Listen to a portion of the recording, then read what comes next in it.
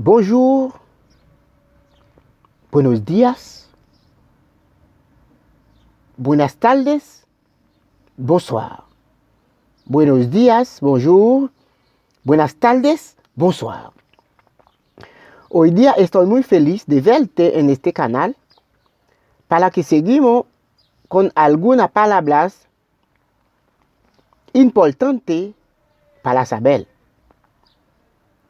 Hoy día vamos a ver cuando llegué en algún lado para saludar una persona, o sea, un amigo, para que, cómo vamos a saludarla en nuestro idioma, o sea, en criollo haitiano.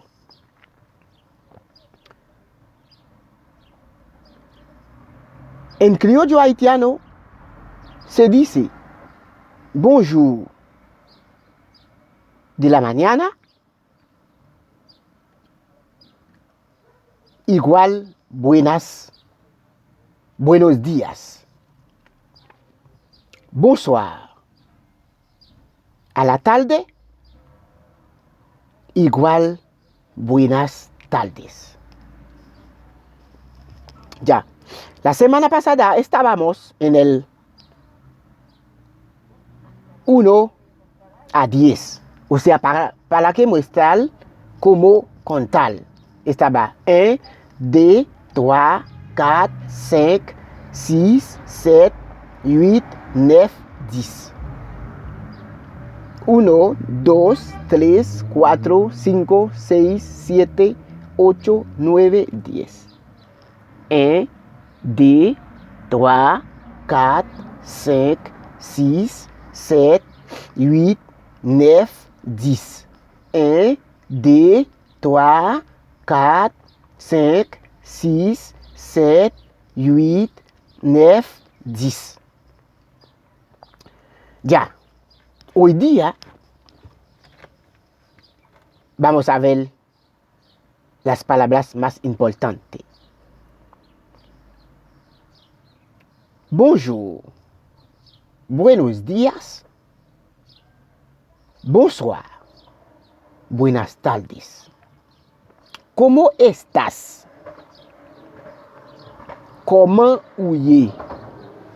¿Cómo estás? ¿Cómo huye? ¿Cómo estás? ¿Cómo huye? Vas a responder ahora. ¿Cómo estás? Estoy bien, gracias. ¿Cómo huye? Muy bien, merci. ¿Cómo huye? Muy bien, merci. ¿Cómo estás? Estoy bien, gracias. ¿Cómo huye? Muy bien, merci. ¿Viste? Como amigo. Hola, amigo. Salut, zami. Hola, amigo. Salut, zami. Hola, amigo. Salut, zami. ¿Cómo estás? ¿Cómo huye? El amigo va a responder. Estoy bien, gracias. Muy bien, merci. ¿Me entendiste? Buenos días. Bonjour. ¿Cómo estás? ¿Cómo huye? Estoy bien, gracias. Muy bien, merci. No vamos a seguir más, porque estas palabras chiquititas hay que saberlo. Bonjour, buenos días. ¿Cómo estás? Estoy bien, gracias. ¿Cómo huye? Muy bien, merci. ¿Cómo huye? Muy bien, merci. Entonces, cualquier duda tienes, dejas un comentario y después yo responderle. Entonces, si llegaste en algún lado para comprar, vas a decir, vengo a comprar. Vengo a comprar. Moi vini acheter. Vengo a comprar. Moi vini acheter. Vengo a comprar. Moi vini acheter. Y c'est muy fácil. Y c'est muy fácil. Vamos a hacer otro video para que me salte algún vocabulario importante. Hoy día estábamos con hola, Sally, hola amigo, Sally Zami, ¿cómo estás? Estoy bien, gracias. Comment ouye? Moi bien, merci. Comment ouye? Moi bien, merci. O sea, puede decir también buenos días, bonjour, buenas tardes, bonsoir. No olvide, buenos días igual a bonjour se dice de la mañana. Ya, buenos días se dice bonjour de la mañana. Buenas tardes se dice bonsoir pero a la tarde.